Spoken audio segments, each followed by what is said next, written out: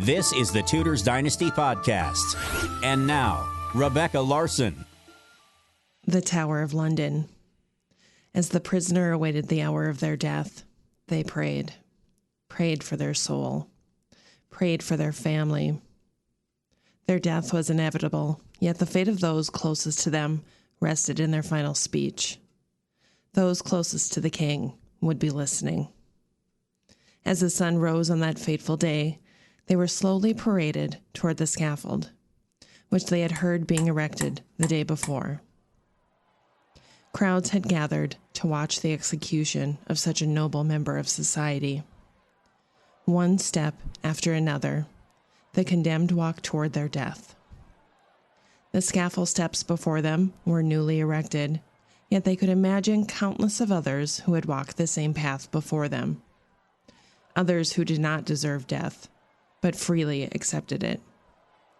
A few words to be spoken about their gracious sovereign and an admission of their faults led to the condemned paying the man with a purse of coin who would take their head. As they looked over the jeering crowd one last time, familiar faces looked back. Both friends and foes had attended the event. They slowly knelt behind the block. Their life flashed before their eyes. And when they built up the courage and faith, they bent over and rested their neck before a swift blow of the axe ended their life. I'm Rebecca Larson, host of the Tudors Dynasty podcast and owner of TudorsDynasty.com. Telling the story of those who lived centuries before us is what I enjoy doing most. Whether it be a show on one subject or an interview with an author or historian, I'll bring you the tales of 16th century England. Today, my guest is Tara Ball. Tara is employed at the Tower of London. The tower holds many stories of execution and torture, yet this iconic landmark holds many more stories that deserve to be told. As a warden of the White Tower, Tara knows all about the history of this magnificent structure. I was truly looking forward to chatting with her about this fascinating place until we had a technical difficulty that would not allow our conversation to be recorded. Thankfully, Tara was kind enough to record her answers for me. In the future, I will invite her back so that we can have a real chat. Nevertheless, I know you'll enjoy this show and all the wonderful history it holds. But before we get started, I need to take a minute to thank those folks who became new patrons since my last episode, Libby C. and Dina P. Thank you very much.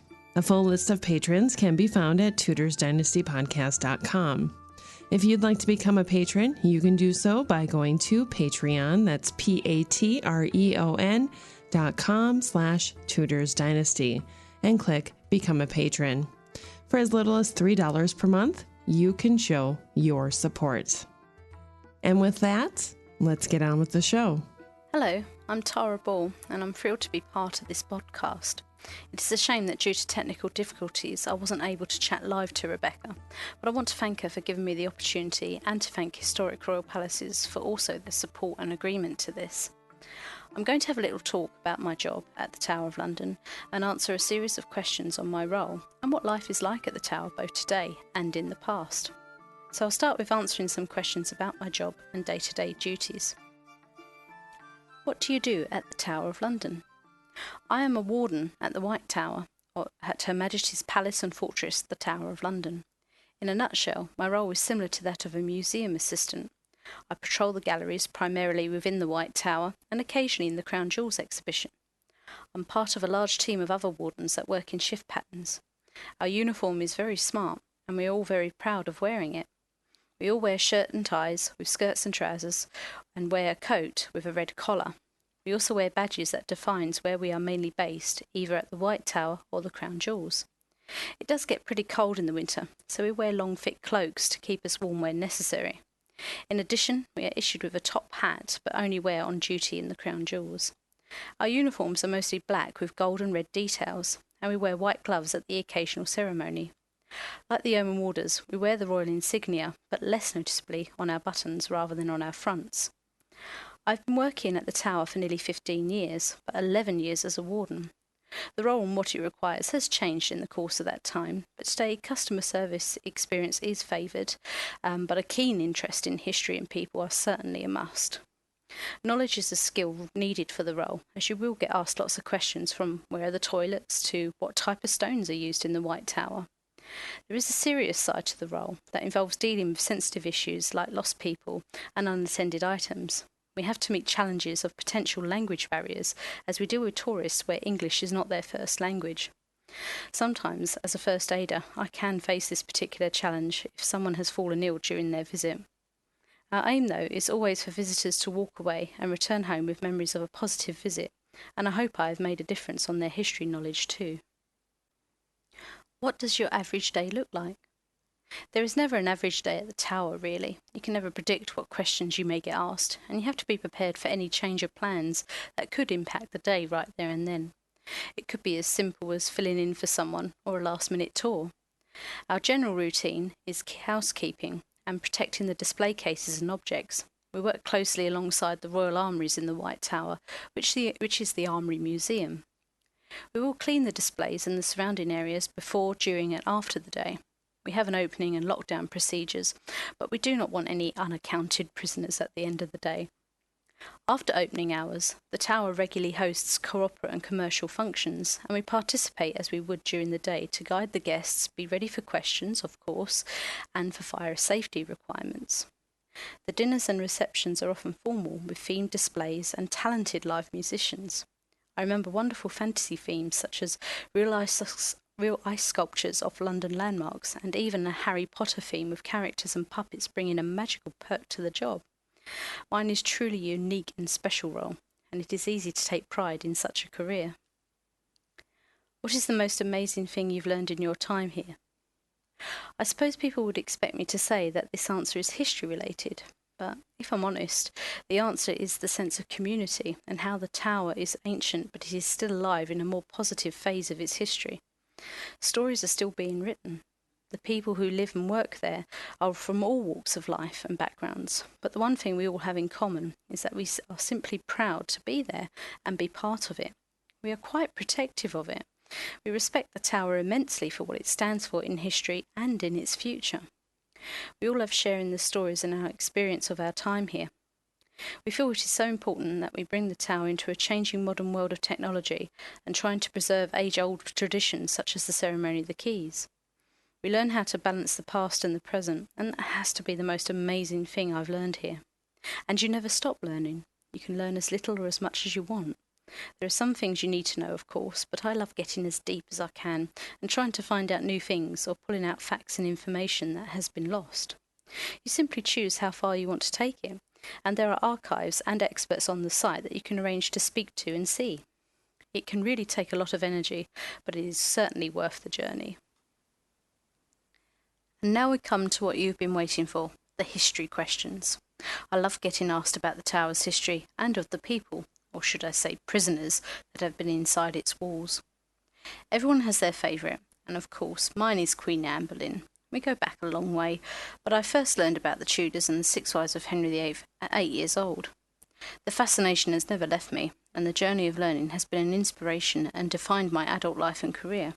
I'm very proud to have been married at the Tower of London, in the very chapel where Anne and other tragic historical figures are at rest, the Chapel Royal of St. Peter ad Vincula. Unlike some famous Tudor marriages, I'm still very happily married. I hope, with about 30 years of consistently studying royal history as a hobby, I should know a thing or two to run this course of questions. Most of my answers are straight off the top of my head, but I have tried to be as accurate as possible. Are you ready? Let's begin. What was the original purpose of the Tower of London? The Tower of London began as a palace and fortress, and still remains so to this day. It is best remembered as a gloomy prison, but it was never built or officially created for that purpose. It was used as a prison for what was considered the most dangerous criminals, those whose crimes were against the crown or threatened its security. In its early days, the Tower's main purpose was to function for defence as the fortress and provide comfortable royal lodgings. It started around the year 1078, and William the Conqueror, King of England, ordered its construction. This was to be the White Tower only, and once standing proud and dominant by the year 1100, it used the old Roman wall on its east side as a defence wall, and was surrounded by a moat. Unique features of its time were found inside, and still is, contributing to the defence of the castle. This included indoor toilets or garderobes, where the passages led to the outer wall, but narrowed inside, being impossible to crawl through, and the spiral staircase, the grand staircase, built anti-clockwise when passing down to give defenders room to swing their right-handed swords, whilst disadvantage right-handed enemies by not giving them the space, as the central support column prevented it. I suppose it takes one to know one in William the Conqueror's case. William himself never lived to see it complete. He died in 1087. It was his son William II, or Rufus, that was the first king to make use of it, including the beautiful chapel of St. John the Evangelist within the White Tower.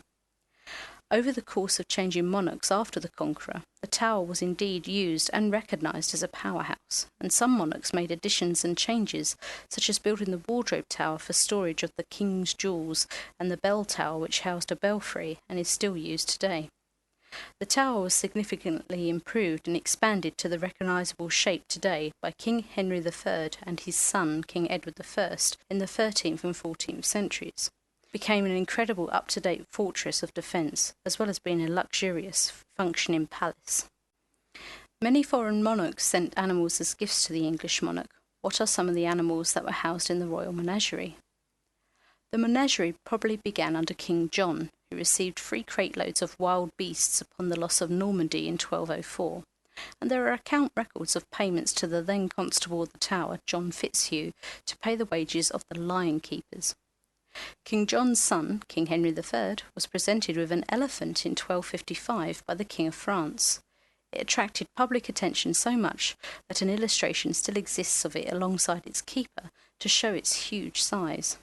It became a huge curiosity, as many had never even seen such a beast. It died 2 years later, and it is in one sense exceptional that it survived so long, as its proper care was unknown. It was given wine to drink.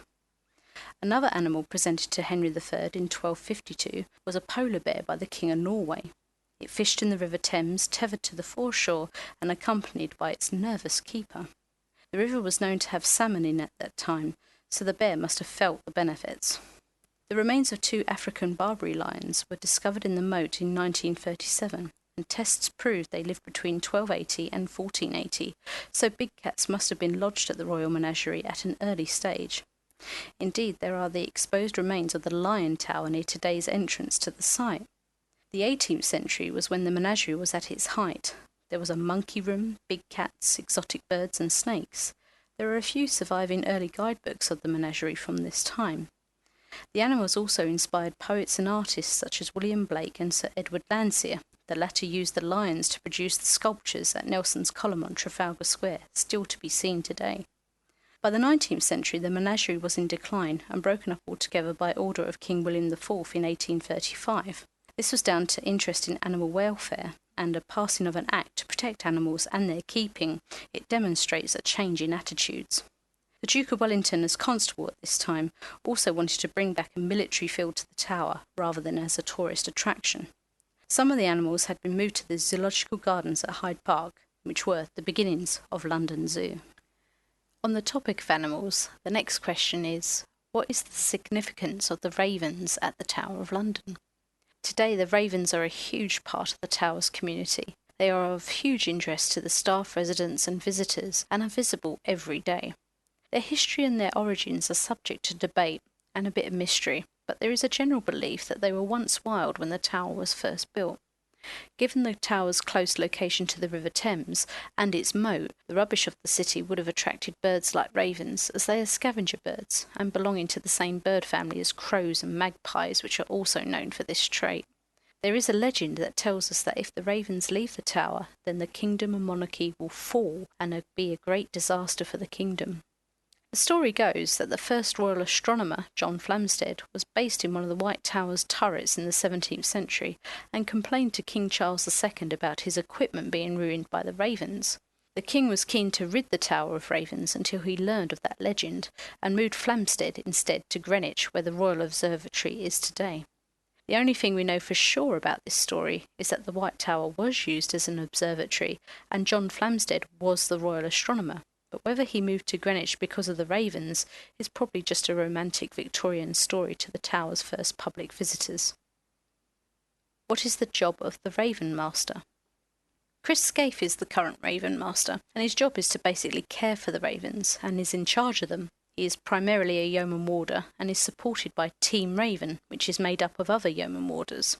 He is in charge of making sure the ravens are looked after on a daily basis, and this could mean checking up on their health and keeping the routine of getting the birds up and put to bed and making sure that they are fed correctly. I feel everyone at the Tower truly cares for all the ravens, and we know all their characters and tricks. I know that he also loves studying ravens, from myth to anatomy, so that he can give them his best possible care and give the best life at the Tower that suits their natural behaviour. It is well known that the ravens' wings were clipped, preventing them from flying away, but he has changed that rule over the last few years, and you may now see ravens flying free around the battlements and over the river. But it's okay. They keep close to home, and they have very bold personalities. I will say hold on to your hats, because they will come close and play with visitors out of curiosity, but it's best to keep interaction at a minimum, as with all animals, because if they feel intimidated, they might strike a warning. And now we come to the prisoner questions. Oh, I like this. Who are some of the most well-known people imprisoned in the Tower of London?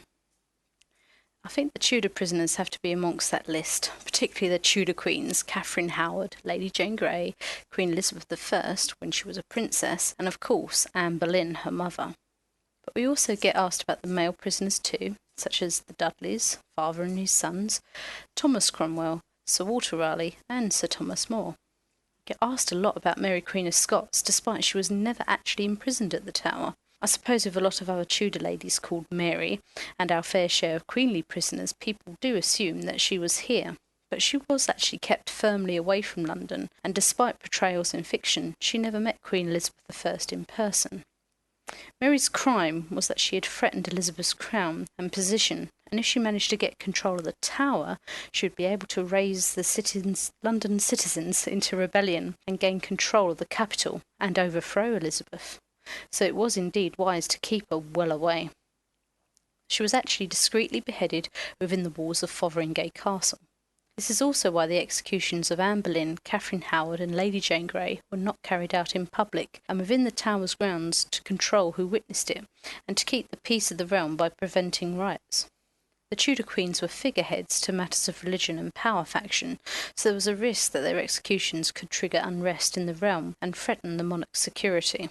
The knowledge that it had been carried out would shock the public and act as a deterrent in itself. I believe that is actually the foundation as to why they are popular and to why we know them so well today. It's simply because they kind of died for a cause rather than actually doing the crime that they were accused of, and I think their stories are just a large part of what makes the Tower so interesting to today's visitors.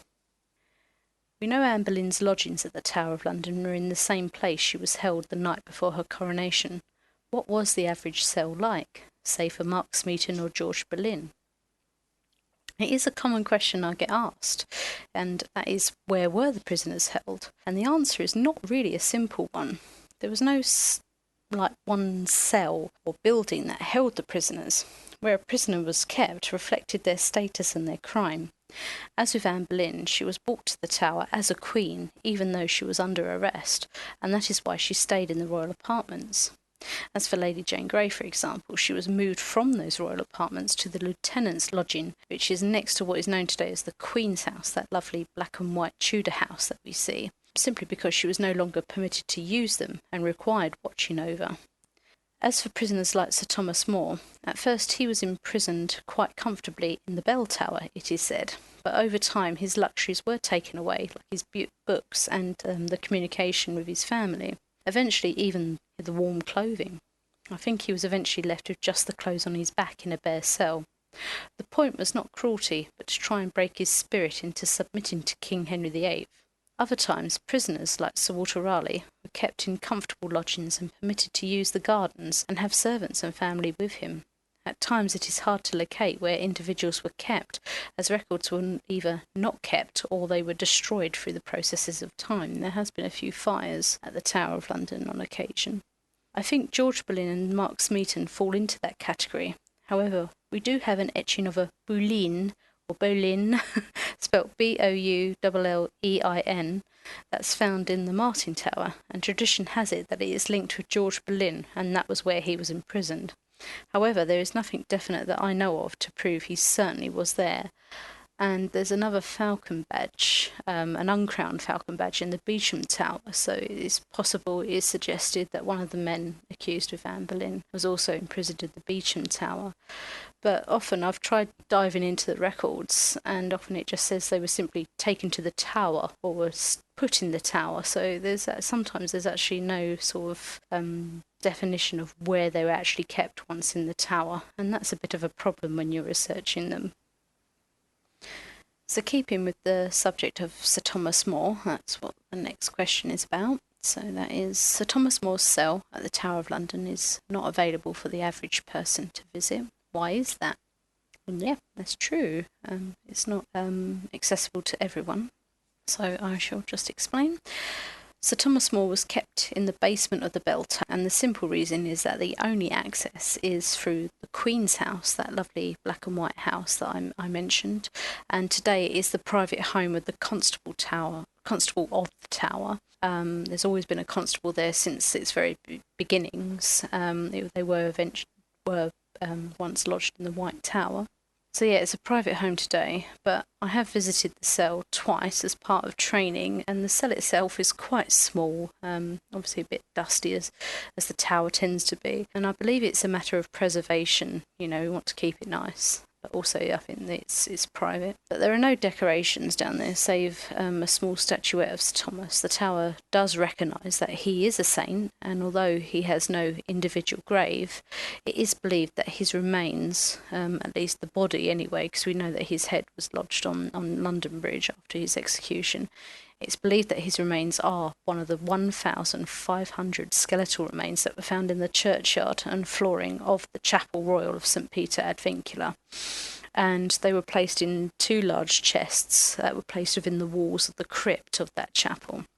There's 2 memorial tablets there that lists as many names as possible who they think is in those boxes, and I think it does include the lovers of Anne Boleyn and Catherine Howard, the supposed lovers, in there as well, but they're all just jumbled up in these boxes. But the crypt is private as well, but those wishing to worship can be permitted with advance request to the Padre to go to the crypt and even the cell at times. That can all be done through Historic Royal Palace's website, so you can get in contact through there if you wish to visit and arrange.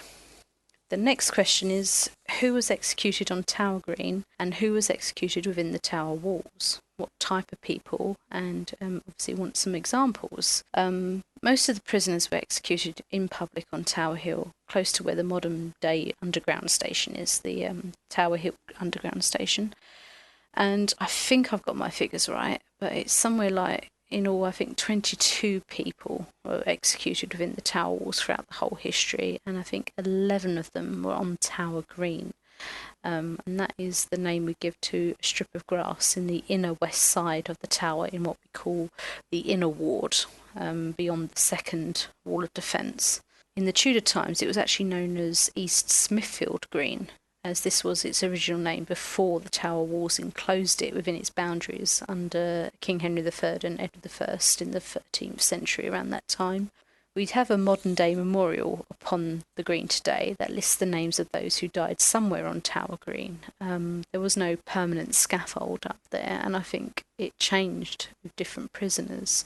I think we've managed to enclose Anne Boleyn's location as what was known as in front of the House of Ordnance, which is where the big Waterloo block or the Crown Jewels are today, which is a little bit to the right of Tower Green, but that was known as East Smithfield Green as well.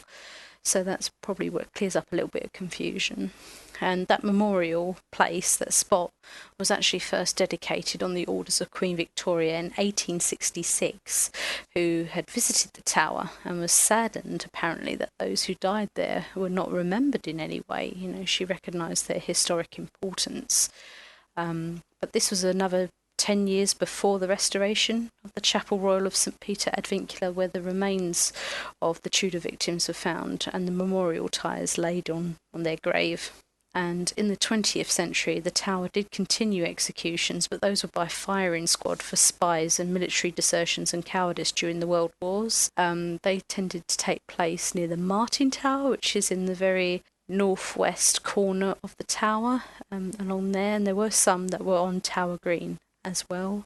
I think the last execution was actually 1941 of Josef Jakob's spy, a German spy who'd been found guilty. And yeah, he was executed within the tower walls and was the last prisoner. So 1941 was not actually that long ago. So yeah. So we come to the next question, a couple of questions, and they seem to be focused on the actual physical buildings and features of the tower. So I'll try answer them as best I can. The Tower of London used to have a moat in it, or around it. Can you explain to everyone the significance of having a moat? When and why was the moat drained?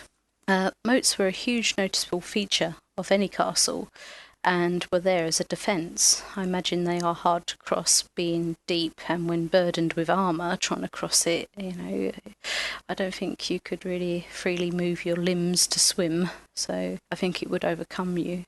Also, unpleasant as well, as moats often were the cesspits of the castle, and obviously to the surrounding towns and cities as well. I can imagine it would have been an awful smell alone of any moat, really, given that purpose.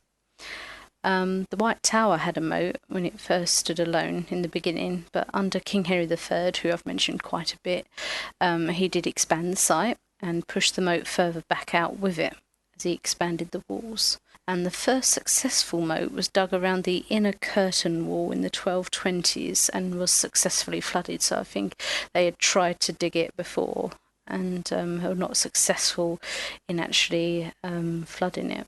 As I mentioned, I think it quickly became a moat of horror as it filled with rubbish and human waste, but I believe the idea was that the tide of the River Thames would effectively flush out all the waste and wash away, but I do not think it really lived up to its intended purpose. It probably did contribute to outbreaks of disease, but it wasn't until 1843 that it was actually drained and a dry moat was created.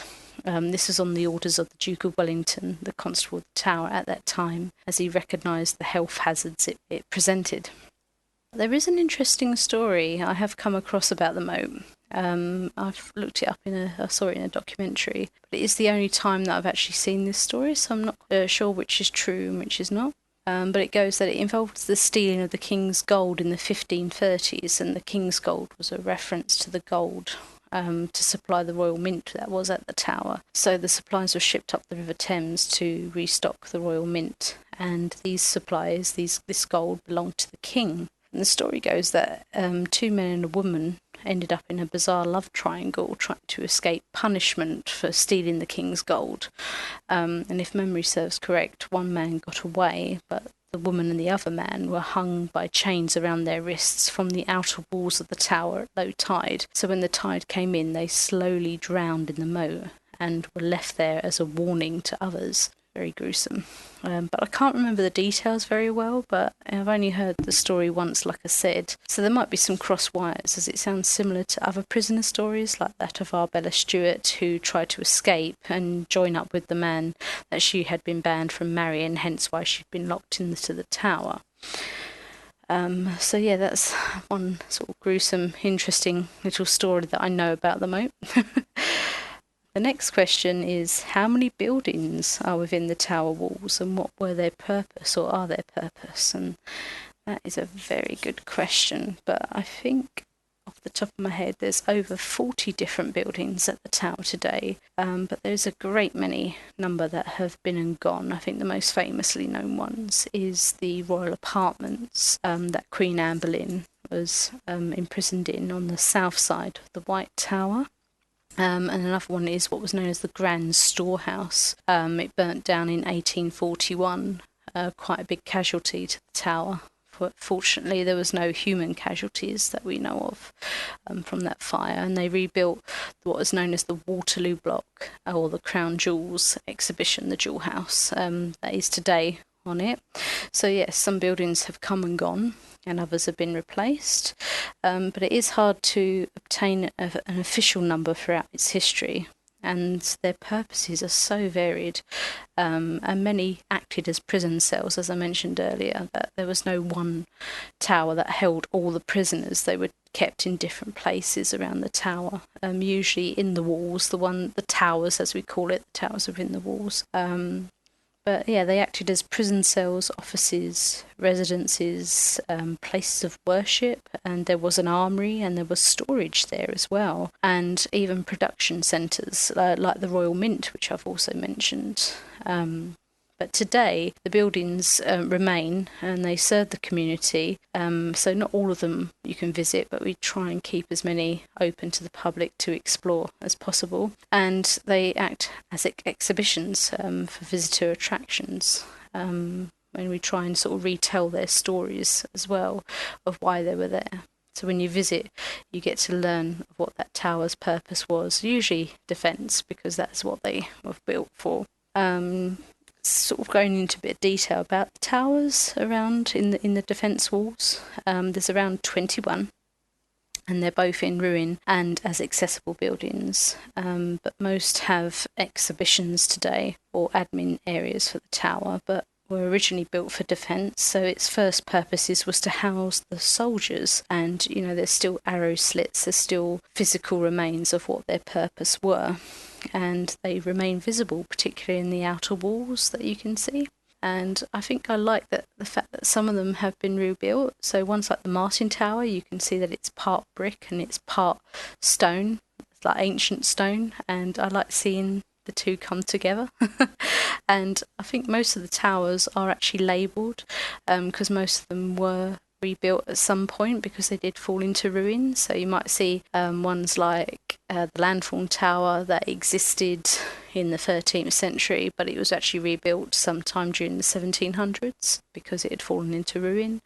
And if you really look closely, you can actually see, if you've got a good eye, you can actually see the break of where they've had to rebuild it, the differences in colour and stone. But I think it really takes someone who's looked at them a long time like me to actually see it as well. But ones like the Bloody Tower, they've always stood, they've always stood up, and they will simply say the date that they were built, like, I don't know, 1280. I'm not sure that was the date that the Bloody Tower was built, but that's just an example. But what I find really interesting are the names of the towers, and they usually come from famous events or persons connected to the tower. And actually, you'd be surprised that most have had several names in the past and have usually originated from traditions as opposed to facts. So there's no sort of record to say, yes, we named this tower definitely because of this person or this event. They just sort of built up on traditions, and then like with the Bloody Tower. At first it was known as Gatehouse Tower because that is where it just lies beyond what's known as Traitor's Gate or Watergate, and that is where the King's barge used to come up underneath the archway of the Bloody Tower to berth next door to the White Tower where the Moat used to be. So it was a gatehouse. So I imagine originally someone would have been in there to control the access into the tower, perhaps the constable of the tower, someone who could control the access. Certainly around Queen Elizabeth I's time in the late 16th century, it was known as Garden Tower because there was a garden outside of it, and it's very famous for Sir Walter Raleigh having been imprisoned there, and he used to do scientific experiments in that garden because he was allowed to. But I think sort of after Sir Walter Raleigh was beheaded in 1613, after that it began to be a traditional place of where the two princes were lost in the tower, that was their last lodging, and even though we don't know for sure what happened to them or or whether they were murdered and by what method, it became known as Bloody Tower from there. But I think generally today, in regards to the princes, that they were actually imprisoned in those old royal apartments, which was just a little bit further along to the south of the White Tower. So that's just a prime example of how the names have changed due to the purpose and traditions to give them names as well. So yeah, that's quite an interesting little fact there. So now we're coming to the end with the last couple of questions, and they're really interesting. I like these questions. I do get asked them sometimes when I'm at work. And the first one is, what is the one thing that people may be surprised to learn about working at the Tower of London? And I've tried to give this some thought, because I don't think there's anything that surprises people about working there, but I think they are impressed, shall we say, by the wealth of knowledge that is within the team. And it could be, we have people who know multiple languages, to those of us who really know the royal history in its depths, and to be surprised that some people have worked there for so long. I think one of my colleagues is actually, he's unfortunately passed away now, but I did know him. He had worked there for 35 years, around 35 years. So people are surprised at how many people have actually, how long they've worked at the Tower for. And I think when you're new as well, you're welcomed into the team, and that is one thing that always comes up. That the whole community, not just the Warden team, but extends to our admin team, the yeoman warders, everyone at the Tower. They're so welcoming, and you can ask any question about what it's like to work there, what it's like to carry out your role. And I think that really impresses them and eases them into the job in particular. So I don't think there's any surprises, but there are things that I probably didn't expect to the extent, shall we say, that it is really welcoming, because I think sometimes, the Tower has a reputation of being quite a gloomy place, but it really isn't. It's buzzing with life in a modern day world, as I mentioned earlier, of course. And I have to say as well, when I meet people, I try and break the ice, of course, and I do tell them that, I got married there. It is something that I'm very, very proud of, and it is something that always lights up the eyes, and is a topic to start the conversation off when you're meeting someone new. And they just simply didn't realise that you could do that there as well. So that's something, shall we say, a personal surprise when they meet me. They don't realise that you can actually get married there. They think you have to be really, really way up in the social levels, but not really. The chapel is there for the community, and the staff are part of the community as well. So yeah. The next question, last one, is, if you could travel back in time, where and when would you choose? But I think earlier on I made it quite clear that it's the Tudor times. That is my speciality. I do have a little bit of a reputation of being the Tudor expert, and I've mentioned that Anne Boleyn is my favourite queen of Henry VIII's 6 wives. She's a very, very fascinating figure. I love hearing people's opinions on her. It's very different ones as well. And sometimes I'm a bit sad, because it's like there's so many different opinions on Anne Boleyn, for example, that it's hard to actually get to know what the truth actually is, because everyone presents their own opinion very strongly, and they've got evidence to back it up. And I think it's a bit of a shame that we can't make her into just one person and all agree. She seems to be lots of different people, but that is also what fascinates me about her. So I think for me, I would like to go back in time and actually get to meet the characters, the people, see what they look like, see how they spoke, the way they're dressed, just having a human conversation with them. I think I work in the armoury in the White Tower, and we have the armours of Henry VIII there, and these were bespoke armours. They were made to measure, And I've often just looked at them sometimes, caught a glance at them for a while. And this is the guy, this is Henry VIII standing right in front of me. Even though his physical body's not there, this is something that's actually left of his physical body. And you can see just how skilled the armourers were in the contours of his body. And it really does, for me, make it human. Make him a human person.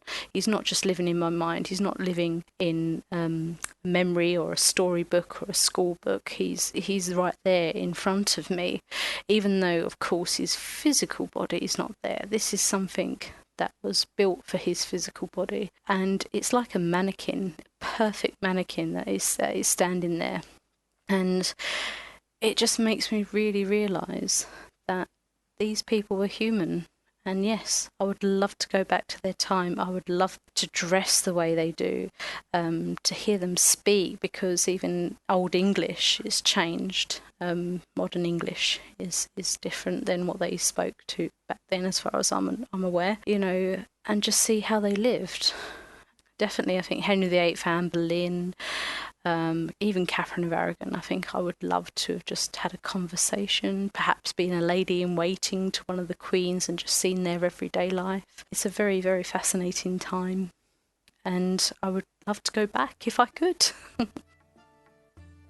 And now I've reached the end of the questions, and I think I'd like to take the opportunity once more to thank Rebecca for giving me this opportunity of recording this podcast. It certainly is an unusual way of talking about history that I've not really done, and in my career as well, it is a first for me. But I have to say, I have thoroughly enjoyed creating this, and I would love to appear again. And that concludes this episode of the Tudors Dynasty podcast. On the next episode, in about 2 weeks, I speak with author and historian Nicola Tallis about Margaret Beaufort. If you don't want to miss that episode or any future episodes, be sure to subscribe to my podcast anywhere podcasts are available. Apple, Stitcher, Podbean, just a few examples. Intro and outro music called Folk Round by Kevin MacLeod and Compotech.com. Creative Commons license via filmmusic.io. Thanks for checking out the Tudors Dynasty podcast. Read more on the blog at tudorsdynasty.com. Follow Tudors Dynasty on Facebook, Twitter, and Instagram. Subscribe to Tudors Dynasty on iTunes. Thanks for listening. But I'd also like to thank the Warden team at the Tower of London, and I think we all do a wonderful job and add something unique to the role. And a few of you do know that I was doing this podcast and are looking forward to hearing it. So thank you for your friendship and support. But I'd also like to particularly thank Jenny, my team leader at the Tower, who has been behind me and encouraged me every step of the way of my project and other projects that I've done as well. So thank you very much. But last but not least, my family. They'll probably never listen to this, but my little ones, for letting Mummy have 5 minutes, and my husband Nick, who's always there to support me too. And without his expertise tonight in software, this podcast would not have happened when technology has otherwise failed us in recording live. He really has saved the day. And also a special mention to my parents and my 3 sisters. Just thanks for letting me recite The Fate of the Wives multiple times for a number of years. I think it paid off in the end. So, okay, lastly, goodbye everyone who has listened to my first podcast ever and hopefully stayed to the end. And I really hope you've enjoyed it. So thank you and take care. Bye-bye.